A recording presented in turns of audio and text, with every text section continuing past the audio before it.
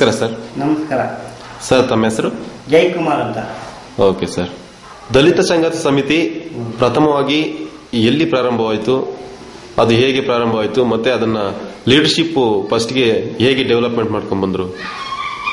B Krishnappa ಅನ್ನವರು ಹರಿಯಾಣದಲ್ಲಿ ಹುಟ್ಟಿ ಅವರು ಈ ದಲಿತ ಜನಾಂಗಕ್ಕೆ ಆಗ್ತಿರುವಂಥ ಅನ್ಯಾಯ ನೋಡಿ, ಕೋಲಾರದಲ್ಲಿ ಕೊಲೆಗಳನ್ನು ನೋಡಿ ಒಂದು ತಾಯಿಯ ಎದೆಯನ್ನು ಸೀಳಿ ಇಂಥ ಘೋರವಾದ ಮರಣಕ್ಕೆ ಈಡಾದಾಗ ದಲಿತ ಸಂಘರ್ಷ ಸಮಿತಿ ಹುಟ್ಕೊಂಡಿತ್ತು. ಅವರು ಆತರ ಒಂದು ಪ್ರೊಟೆಸ್ಟ್ ಮಾಡ್ಬೇಕಾದ್ರೆ, ಅಂದ್ರೆ ಅವಾಗ ಹಠಾತ್ತಾಗಿ ಅವ್ರು ಸ್ಟಾರ್ಟ್ ಮಾಡ್ಬೇಕಾದ್ರೆ ಮುಖ್ಯವಾದ ಕಾರಣ ಏನಾಗಿತ್ತು ಸರ್? ಅವಾಗ ಮುಖ್ಯವಾದ ಕಾರಣ ಏನಾಗಿತ್ತಂದ್ರೆ, ಒಬ್ಬ ಕೋಲಾರ ತಾಲೂಕಿನಲ್ಲಿ ಒಬ್ಬ ದಲಿತ ಹುಡುಗ SSLC ಒಳಗೆ ಅತ್ಯಧಿಕವಾದ ಮಾರ್ಕ್ ಪಡ್ಕೊಂಡ ಅಂತ ಹೇಳಿ, ಗೌಡ್ರ ಮನೆ ಹುಡುಗನು ಕಡಿಮೆ ಮಾರ್ಕ್ ಅಂಕ ಪಡ್ಕೊಂಡ ಅಂತ ಹೇಳಿ, ಆ ದೇಶದಲ್ಲಿ ಅವನು ಇರಲೇಬಾರ್ದು ಅಂತ ಹೇಳಿ ಅವ್ರನ್ನ ಕೊಲೆ ಮಾಡಿದ್ರು. ಕೋಲಾರ್ನಲ್ಲಿ ಆದಂತ ಈ ಘಟನೆ ಕುರಿತು ಸಂಘಟನೆ ಮಾಡ್ಬೇಕಂತ ಹೇಳಿ ಆರಂಭ ಮಾಡಿದಂತ ಸಂಘರ್ಷ ಸಮಿತಿ. ನಮಸ್ಕಾರ ಸರ್. ನಮಸ್ತೆ ಸರ್, ನಿಮ್ಮ ಹೆಸರು? ಸಿದ್ದಗಂಗಯ್ಯ ಅಂತ. ಸರ್, ನೀವು ಏನ್ ಮಾಡ್ಕೊಂಡಿದ್ದೀರಾ ಸರ್? ನಾವು ಕರ್ನಾಟಕ ದಲಿತ ಸಂಘರ್ಷ ಸಮಿತಿಯಲ್ಲಿ ಕಾರ್ಯಕರ್ತನಾಗಿ ಕೆಲಸ ಮಾಡ್ತಾ ಇದ್ದೀವಿ. ಎಷ್ಟು ವರ್ಷಗಳಿಂದ ಮಾಡ್ತಾ ಇದ್ದೀರಾ ಸರ್? ಸುಮಾರು ಒಂದು 5-6 ವರ್ಷದಿಂದ ಮಾಡ್ತಾ ಇದ್ದೀವಿ. ಸರ್, ಈಗ ದಲಿತ ಸಂಘರ್ಷ ಸಮಿತಿ ಬಿ ಕೃಷ್ಣಪ್ಪ ಅವರ ನೇತೃತ್ವದಲ್ಲಿ ಪ್ರಥಮವಾಗಿ ಪ್ರಾರಂಭವಾಯಿತು. ಸೊ ಆ ಹಿನ್ನೆಲೆಯಲ್ಲಿ ಈ ತುಮಕೂರು ಡಿಸ್ಟಿಕ್ ಮತ್ತೆ ಬೇರೆ ಬೇರೆ ಡಿಸ್ಟಿಕ್ಗಳಲ್ಲಿ ಗ್ರಾಸ್ ರೂಟ್ ಲೆವೆಲ್ ಅಲ್ಲಿ ಕಾರ್ಯಕರ್ತರ ಮೇಲೆ ಯಾವ ರೀತಿಯಾದಂತಹ ಪರಿಣಾಮ ಬೀರ್ತು ಇದು ನಮ್ಗೆ ಸುಮಾರು ಈ ಸಂಘಟನೆ ಹುಟ್ಟಿದ್ದಾಗಿಂತಲೂ ದೊಡ್ಡ ದೊಡ್ಡ ಇನ್ಸಿಡೆಂಟ್ಗಳಲ್ಲಿ ಮತ್ತೆ ಈ ಸಂಘಟನೆ ಹೋರಾಟ ಮಾಡ್ತು. ಅನ್ಸೂಯಮ್ಮನ ಕಗ್ಗೊಲೆ ಮತ್ತೆ ಕೋಲಾರದ ಮೀಸಲಾತಿ ವರ್ಗೀಕರಣಕ್ಕೆ ಕಾಲ್ನಡಿಗೆ ಜಾಥಾ ಮಾಡ್ತು ಈ ದಲಿತ ಸಂಘರ್ಷ ಸಮಿತಿ. ಆಗಿನಿಂದನೂ ಇದೊಂಥರ ಬಹಳ ಇದರಾಗಿ ಪ್ರಭಾವ ಬೀರ್ತು. ಈ ಹಳ್ಳಿ ಮಟ್ಟದಲ್ಲಿ ಏನಾಗ್ತೈತೆ ಅಂದ್ರೆ, ಈ ವಾಸ್ತವಿಕವಾಗಿ ಕೆರೆಗೆ ಅಂದ್ರೆ ಕುಡಿಯೋದಕ್ಕೆ ನೀರು ಕೊಡದೆ ಇರೋದು, ಮತ್ತೆ ಹೋಟ್ಲಲ್ಲಿ ಲೋಟ ಇಡದೆ ಅಂತದ್ದು, ಮತ್ತೆ ದೇವಸ್ಥಾನದಲ್ಲಿ ಒಳಗಡೆ ಬಿಟ್ಕೊಂಡದಕ್ಕೆ, ಇದೆಲ್ಲಕ್ಕೆಲ್ಲ ಇಷ್ಟು ಜಾತಿನಿಂದನೇ ಹೆಂಗೆ ಇಲ್ಲಿ ಹಳ್ಳಿ ಗ್ರಾಮ ಮಟ್ಟದಲ್ಲಿ ಆಗ್ತೈತೆ. ಇವತ್ತು ಇಷ್ಟು ಇಂಥ ಕಾಲ ಬಂದ್ರು ಈಗಲೂ ಆಲ್ರೆಡಿ ಜಾತಿನಿಂದನೇ ಆಗ್ತೈತಿ. ಇವತ್ತು ಜನಗಳು ಸುಮಾರು ವಿದ್ಯಾವಂತರಾಗಿ ಅದನ್ನ ಈ ತರ ನೇರವಾಗಿ ಒಬ್ಬ ವ್ಯಕ್ತಿ ಕಳಿಸೋದ್ಕಿಂತ ಒಂದು ಸಂಘಟನೆ ಇಂಪಾರ್ಟೆಂಟ್, ಒಂದು ಸಂಘಟನೆ ಮುಖ್ಯ ಅಂತ ಅಂದ್ಬಿಟ್ಟು ಈ ಪ್ರೊಫೆಸರ್ BK ಅವರು ಏನು ಕರ್ನಾಟಕ ದಲಿತ ಸಂಘರ್ಷ ಸಮಿತಿ ಅಂತ ಅವರು ಹುಟ್ಟಾಕಿದ್ರು, ಅವಾಗ ಈ ಹಳ್ಳಿ ಮಟ್ಟದಲ್ಲಿ ಈ ಸಂಘಟನೆನ ಬಹಳ ಪ್ರಬಲವಾಗಿ ಸಂಘಟನೆ ಮಾಡಕ್ ಸ್ಟಾರ್ಟ್ ಆಯ್ತಕ್ಕಿಂತ ಇವತ್ತು ಏನು ಜಾತಿ ನಿಂದನೆ ಮತ್ತೆ ಜಾತಿ ಪದ್ಧತಿ ಅನ್ನೋದೇನೈತೆ ಗ್ರಾಮೀಣ ಮಟ್ಟದಲ್ಲಿ ಇವತ್ತು ದಲಿತ ಒಂದು ಸಂಘಟನೆ ಕರ್ನಾಟಕ ದಲಿತ ಸಂಘರ್ಷ ಸಮಿತಿ ಗ್ರಾಮೀಣ ಮಟ್ಟದಲ್ಲಿ ಯಾವ ಕೆಲಸ ಮಾಡಕ್ ಸ್ಟಾರ್ಟ್ ಆಯ್ತು, ಇವತ್ತು ಯಾವುದು ಪ್ರಥಮವಾಗಿ ಈಗ ತಾತ್ಕಾಲಿಕವಾಗಿ ಯಾವುದು ಈ ತರ ಅನಿಷ್ಟ ಪದ್ಧತಿಗಳು ಯಾವುದು ಎಲ್ಲ ನಡೀತಾ ಇಲ್ಲ, ಸದ್ಯಕ್ಕೆಲ್ಲ ನಿಂತೋಗ್ಬಿಟ್ಟಿದೆ. ಓಕೆ ಸರ್, ಈಗ ಪ್ರಥಮವಾಗಿ ಬಿ ಕೃಷ್ಣಪ್ಪ ಅವರ ಒಂದು ಪೀರಿಯಡ್ ಅಲ್ಲಿ ಪ್ರಮುಖವಾದಂತ ಘಟನೆಗಳಾದವು. ಎಲ್ಲ ನೋಡಿದ್ರು ದಲಿತರ ಮೇಲೆ ಶೋಷಣೆ ಮಾಡೋದು, ಮತ್ತೆ ಅವರ ವಿರುದ್ಧ ತಪ್ಪು ಭಾವನೆಗಳನ್ನ ಸೂಚಿಸುವಂತದ್ದು, ದೇವಸ್ಥಾನಗಳಿಗೆ ಪ್ರವೇಶ ಕೊಡದೇ ಇರುವಂತದ್ದು, ಈ ತರದ್ದೆಲ್ಲ ಸನ್ನಿವೇಶಗಳಾಯ್ತು. ಸೊ ಅವಾಗ ಯಾವ ತರ ಸಾಲ್ವ್ ಮಾಡ್ಕೊಂಡ್ ಬಂದ್ರು ಬಿ ಕೃಷ್ಣಪ್ಪ ಅವರು? ಅದು ಹೋರಾಟದ ಮೂಲಕ ಸಾಲ್ವ್ ಮಾಡ್ಕೊಂಡು ಬಂದ್ರು ಅದನ್ನ ಸಮಸ್ಯೆಗಳನ್ನ. ಮತ್ತೆ ಅಸ್ಪೃಶ್ಯತೆ ಇರುವಂತ ಜಾಗದಲ್ಲಿ ಹೋಗಿ ಅಲ್ಲಿ ಹೋರಾಟಗಳು ಮಾಡಿ ಅಸ್ಪೃಶ್ಯತೆ ಆಚರಣೆ ಮಾಡುವುದು ಸರಿಯಲ್ಲ, ಕಾನೂನು ರೀತಿಯ ತಪ್ಪು ಅಂತ ನಮ್ಮ ದಲಿತ ಜನಾಂಗಕ್ಕೆ ಅವರು ಅರಿವು ಮೂಡಿಸೋದ್ರ ಮೂಲಕವಾಗಿ ಸಂಘಟನೆ ಮಾಡ್ತಾ ರಾಮಕೃಷ್ಣ ಹೆಗಡೆ ಅವರ ಕಾಲದಲ್ಲಿ ಅಧಿಕಾರವನ್ನು ಕೊಟ್ಬಿಟ್ಟು ದಲಿತ ಸಂಘರ್ಷ ಸಮಿತಿಯನ್ನು ಒಡೆದು ಹಾಕಲು ಆಗಿನ ಮುಖ್ಯಮಂತ್ರಿಗಳ ರಾಮಕೃಷ್ಣ ಹೆಗಡೆ ಅವರು ಪ್ರಯತ್ನ ಪಟ್ಟು ಅದರಲ್ಲಿ ಅವರು ಜಯಶೀಲರಾದರು. ಅವರು ಸದುಪಯೋಗ ಪಡಿಸ್ಕೊಂಡು ದಲಿತ ಸಂಘರ್ಷ ಸಮಿತಿಗೆ ಇದ್ದಂತ ಒಂದು ಆ ಗಡ್ಸನ್ನು, ಆ ಧೈರ್ಯವನ್ನು, ಆ ಒಗ್ಗಟ್ಟನ್ನು. ಓಕೆ ಸರ್, ಮತ್ತೆ ನಿಮ್ ಪ್ರಶ್ನೆಗೆ ಬರ್ತೀನಿ ಸರ್. ಈಗ ದಲಿತ ಸಂಘರ್ಷ ಸಮಿತಿ ಈ ತರ ಎಷ್ಟೋ ರೀತಿಯಾಗಿ ವಿಭಾಗಗಳಾದವು. ಇದಕ್ಕೆ ಏನ್ ಕಾರಣ, ಯಾಕೆ ಈ ತರ ವಿಭಾಗಗಳಾಗಿದ್ದು ಅಂತ ಏನಾದ್ರು ಅನಿಸ್ತಾ ಇದೆ ಸರ್? ಸುಮಾರು ಪ್ರೊಫೆಸರ್ BK ಅವರು ಮೂಲ ಸ್ಥಾಪಿತ ಆ ಕರ್ನಾಟಕ ದಲಿತ ಸಂಘರ್ಷ ಸಮಿತಿ ಅವಾಗ ಹೋರಾಟ ಏನ್ ಮಾಡಿತ್ತು ಅವು ಬಿಟ್ಕೊಂಡು ಸಂಘಟನೆಯಲ್ಲಿ ಕೆಲಸ ಮಾಡ್ತಿದ್ರು.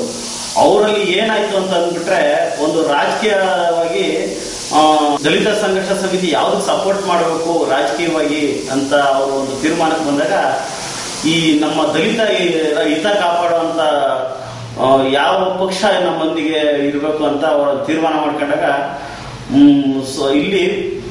ಅಲ್ಲಿ ಉತ್ತರ ಪ್ರದೇಶದಲ್ಲಿ ಬಹುಜನ ಸಮಾಜ ಪಕ್ಷ ಅನ್ನೋದೊಂದು ಪಾರ್ಟಿ ಇದೆ, ಮಾಯಾವತಿ ಅವರು ಅಲ್ಲಿ ಹೆಂಗೆ ದಲಿತರ ಪರವಾಗಿ ಕೆಲಸ ಮಾಡಿ ಹೋರಾಟ ಮಾಡ್ತಾ ಇದ್ದಾರೆ ಅಂತ ಆ ಚಳುವಳಿನ, ಬಹುಜನ ಚಳುವಳಿನ ಮನಸ್ಸಲ್ಲಿ ಇಟ್ಕೊಂಡು BK ಅವರು ಅವಾಗ ಬಹುಜನ ಚಳುವಳಿಗೆ ನಾವು ಸಪೋರ್ಟ್ ಮಾಡಬೇಕು ಕರ್ನಾಟಕ ದಲಿತ ಸಂಘರ್ಷ ಸಮಿತಿ ಅಂತ ಅವಾಗ ಒಂದು ತೀರ್ಮಾನಕ್ಕೆ ಬಂದ್ರು. ಅಂದ್ರೆ ಈಗ ದಲಿತ ಸಂಘರ್ಷ ಸಮಿತಿ 2-3 ವಿಭಾಗಗಳಾದವು ಸ್ಟೇಟ್ ಲೆವೆಲ್ ಅಲ್ಲೇನೆ. ಈ ತರ ವಿಭಾಗಗಳಾಗಿದ್ದು ಎಷ್ಟು ಮಟ್ಟಿಗೆ ಸರಿ ಇದು ಅನ್ಸುತ್ತೆ ನಿಮ್ಗೆ? ಇಲ್ಲಿ ವಿಭಾಗಗಳಾಗಿದ್ದು ಎಷ್ಟು ಮಟ್ಟಿಗೆ ಸರಿ ಅನ್ನೋದಕ್ಕಿಂತ ಅವರ ಸ್ವಾರ್ಥ ಇದರಲ್ಲಿ ಪ್ರವೇಶ ಆಯಿತು. ನ್ಯಾಯವನ್ನ ದಲಿತರಿಗೆ ಒದಗಿಸ್ಕೊಡ್ತಾ ಇದೆ ಸರ್.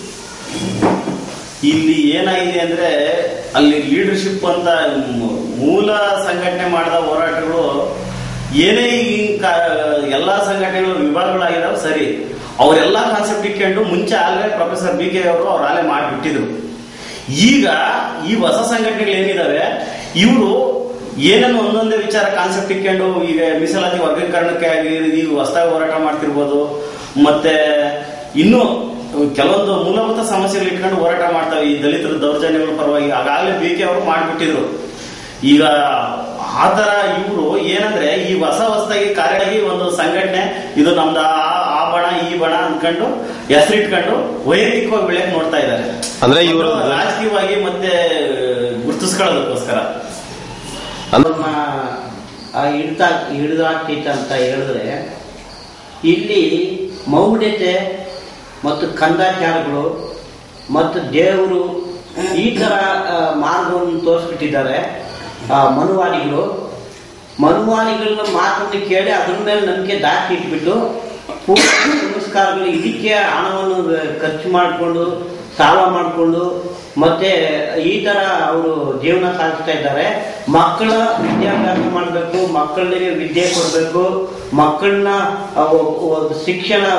ಶಿಕ್ಷಕರನ್ನಾಗಿ ಮಾಡಬೇಕು, ಇನ್ನು ಆ ಶಿಕ್ಷಣದ ನೀತಿಯ ಅವರಿಗೆ ತೋರಿಸ್ಬೇಕನ್ನೋ ಅದು ಕಡಿಮೆ ಆಗ್ತಾ ಇದೆ. ಮತ್ತೆ ಈ ದೇವರು ದಿನರು ಅಂತ ಹೋಗಿ ಮೌಲ್ಯತೆಗೆ ಒಳಗಾಗ್ತಾ ಇದ್ದಾರೆ. ಆದ್ರಿಂದ ಈ ಅಭಿವೃದ್ಧಿ ಕುಂಠಿತ ಆಗ್ತೈತೆ ಅಂತ ನನ್ನ ಅಭಿಪ್ರಾಯ. ಅಂದ್ರೆ ದೇಶದಲ್ಲಿ ಇನ್ನು ಮೂಢನಂಬಿಕೆಗಳು ಹೆಚ್ಚಾಗಿ ಮಾಡ್ತಾ ಇದ್ದಾರೆ, ಮತ್ತೆ ಇವನ್ನ ಮಾಡ್ಕೊಂತಾನೆ ಬಂದಿದ್ದಾರೆ. ಕೇವಲ ಈ ಮೂಢನಂಬಿಕೆಗಳನ್ನ ಬಿಟ್ರೆ ಮಾತ್ರ ಅಭಿವೃದ್ಧಿ ಹೊಂದಕ್ಕೆ ಸಾಧ್ಯ ಅಂತ ಹೇಳ್ತಾ ಇದ್ದೀರ. ಹೌದೌದು, ಮೂಢನಂಬಿಕೆಗಳನ್ನ ಬಿಡಬೇಕು. ಮತ್ತೆ ನಾವು ದೇವರು ದಿನರು ಇದೆಲ್ಲವನ್ನು ಬಿಟ್ಟು ನಮ್ಮ ಮಕ್ಕಳನ್ನ ವಿದ್ಯಾಭ್ಯಾಸದ ಕಡೆಗೆ ಮತ್ತು ನಾಗರಿಕತೆ ಕಡೆಗೆ ನಮ್ಮ ಮಕ್ಕಳನ್ನ ಬೆಳೆಸಬೇಕು. ಅದಕ್ಕೆ ಮುಖ್ಯವಾದಂತ ಬೇಕಾಗಿರುವಂತದ್ದು ಶಿಕ್ಷಣ. ಈ ಶಿಕ್ಷಣಕ್ಕೆ ಮಾತ್ರ ನಾವು ಪ್ರಾಮುಖ್ಯತೆ ಕೊಟ್ಟಾಗ ನಮ್ಮ ಮಕ್ಕಳನ್ನ ಮುಂದಿನ ತಲೆಮಾರಿಗೆ ಒಳ್ಳೆ ವಿದ್ಯಾವಂತನಾಗಿ ಒಳ್ಳೆ ಅಭಿವೃದ್ಧಿ ಕಡೆಗೆ ಸಾಗ್ತಾ ಹೋಗ್ಬೋದು. ಯಾಕೆ ಈ ರೀತಿ ಆಯ್ತು ಅಂತ ತುಂಬಾ ಚೆನ್ನಾಗಿ ನಮ್ಮ ಜೊತೆ ಹಂಚ್ಕೊಂಡಿದ್ದೀರಾ. ತುಂಬಾ ಧನ್ಯವಾದಗಳು ಜಯಕುಮಾರ್ ಸರ್ ಅವರೇ. ಕಡೆಗೆ ಒಂದು ಮಾತು ಹೇಳಕ್ಕೆ ನಾನು ಇಷ್ಟಪಡ್ತೀನಿ. ಹೇಳಿ ಸರ್. ನಮ್ಮ ಯಾರು ದಲಿತ ಮುಖಂಡರು ಯಾರಿದ್ದಾರೆ ಅವರು ನಮ್ಮ ಸಮುದಾಯಕ್ಕೆ ನ್ಯಾಯ ಕೊಡ್ಸಕ್ಕೆ ಹೋರಾಟ ಮಾಡಬೇಕು. ದಯಮಾಡಿ ನಮ್ಮ ಸಮುದಾಯದವ್ರನ್ನ ಅನ್ಯಾಯ ಆದಾಗ, ದೌರ್ಜನ್ಯ ಆದಾಗ, ಕೊಲೆಗಳು ಆದಾಗ ಎಲ್ಲವೂ ಒಂದು ಸಂಘಟನೆ ರೂಪದಲ್ಲಿ ತಗೊಂಡೋಗಿ ಕೋರ್ಟ್ ಮೆಟ್ಲವರೆಗೂ ಹತ್ತಿಸ್ಬಿಟ್ಟು ಅವ್ರಿಗೆ ಕೋರ್ಟ್ನಲ್ಲಿ ನ್ಯಾಯಾಂಗದಲ್ಲಿ ನ್ಯಾಯ ಕೊಡಿಸೋ ರೀತಿಯಲ್ಲಿ ನಾವು ವರ್ತನೆ ಮಾಡಬೇಕು. ಅದು ಬಿಟ್ಬಿಟ್ಟು ಕಟ್ಟೆ ಪಂಚಾಯಿತಿ ಮನೆಗಳಲ್ಲಿ ಕೂರಿಸಿ ಪಂಚಾಯಿತಿ ಮಾಡೋದು, ಪೊಲೀಸ್ ಸ್ಟೇಷನ್ಗಳಲ್ಲಿ ಇತಿಹಾಸ ಮಾಡ್ಕೊಳ್ಳೋದು, ಈ ರೀತಿಯಾಗಿ ನ್ಯಾಯವನ್ನು ನಾವು ಕಟ್ಟಿ ಬಿಡದೆ ಅದನ್ನ ನಮ್ಮ ಸಮುದಾಯಕ್ಕೋಸ್ಕರವಾಗಿ ನ್ಯಾಯಯುತವಾಗಿ ನ್ಯಾಯವನ್ನು ಕೊಡಿಸುವಾಗ ಮಾತ್ರ ನಮ್ಮ ಸಮುದಾಯ ದಲಿತ ಸಂಘರ್ಷ ಮುಖಂಡರ ಮೇಲೆ ನಂಬಿಕೆ ಇಟ್ಟು ಮುಂದೆ ಬರ್ತೈತೆ, ಸಂಘಟನೆ ಬಲಪಡುತ್ತೆ, ಸಂಘಟನೆಗಳು ಹೋರಾಟ ಕಟ್ಟಕ್ಕೆ ಸಾಧ್ಯವಾಗುತ್ತೆ ಅಂತ ಹೇಳ್ತಾ ಈ ಅವಕಾಶ ಮಾಡಿಕೊಟ್ಟಿದ್ದಕ್ಕೆ ನಿಮಗೂ ಕೂಡ ನಮ್ಮ ನಮಸ್ಕಾರ ವಂದನೆಗಳನ್ನ ಹೇಳ್ತಾ ಜೈ ಭೀಮ್ ವಂದನೆಗಳನ್ನ ಹೇಳ್ತಾ ಮುಗಿಸ್ತಾ ಇದ್ದೀವಿ ಅನ್ನೋದು ನಮ್ಮ ಅಭಿಪ್ರಾಯ. ಸರ್, ಮತ್ತೆ ನೀವು ಈ ಒಂದು ಸಮುದಾಯಕ್ಕೆ ಮತ್ತು ಈ ಸಂಘಟನೆಗೆ ಕೊನೆಯದಾಗಿ ನಿಮ್ಮ ಒಂದು ಅಭಿಪ್ರಾಯವನ್ನ ಏನಂತ ವ್ಯಕ್ತಪಡಿಸಕ್ಕೆ ರೆಡಿ ಆಗಿದ್ದೀರಿ ಸರ್? ಇದು ನಮ್ಮ ಕರ್ನಾಟಕ ದಲಿತ ಸಂಘರ್ಷ ಸಮಿತಿ ಪ್ರತಿಯೊಬ್ಬ ದಲಿತನು ಆಗ್ತಿರುವ ದೌರ್ಜನ್ಯವನ್ನ ತಡೆಯೋದಕ್ಕೆ ಫಸ್ಟ್ ಪ್ರಯತ್ನ ಮಾಡಬೇಕು. ಇನ್ನೂ ಒಂದ್ಸರಿ ಕರ್ನಾಟಕ ದಲಿತ ಸಂಘರ್ಷ ಸಮಿತಿ ಕಾರ್ಯಕರ್ತರಲ್ಲಿ ಮನವಿ ಮಾಡ್ಕೊಡ್ತೀನಿ. Okay sir. ಏನಿವೆ ಇಷ್ಟೊತ್ತು ನೀವು ನಿಮ್ಮ ಒಂದು ಅಭಿಪ್ರಾಯವನ್ನ ಮತ್ತೆ ಸಂಘರ್ಷ ಸಮಿತಿಯನ್ನ ಯಾವ ರೀತಿ ಅಭಿವೃದ್ಧಿ ಪಡಿಸಬೇಕು ಮತ್ತೆ ಈ ಒಂದು ಕಾಲಘಟ್ಟದಲ್ಲಿ ಸಂಘರ್ಷ ಸಮಿತಿಯಲ್ಲಿ ಕಾರ್ಯಕರ್ತರು ಯಾವ ರೀತಿಯಾಗಿ ಅವ್ರ ಕಾರ್ಯಗಳನ್ನು ನಿರ್ವಹಿಸಬೇಕು, ಮುಂದೆ ಯಾವ ರೀತಿಯಾಗಿ ಕಾರ್ಯಗಳನ್ನ ಮಾಡಬೇಕು ಅಂತ ತುಂಬಾ ಚೆನ್ನಾಗಿ ಹಂಚ್ಕೊಂಡಿದ್ದೀರಾ. ನಮ್ಮ ಕಡೆಯಿಂದ ನಿಮಗೆ ತುಂಬಾ ಧನ್ಯವಾದಗಳು ಸರ್. ವಾಸ್ತವತೆಯನ್ನು ಹಂಚ್ಕೊಳ್ಳೋದಕ್ಕೆ ತಾವು ಸಹ ನಮಗೆ ಸಹಕಾರ ಮತ್ತೆ ಎಲ್ಲ ಕೊಟ್ಟಿದ್ದಕ್ಕೆ ನಿಮ್ಗೂ ನಮಸ್ಕಾರ ಹೇಳ್ತಾ. ಓಕೆ, ನಮಸ್ಕಾರಗಳು.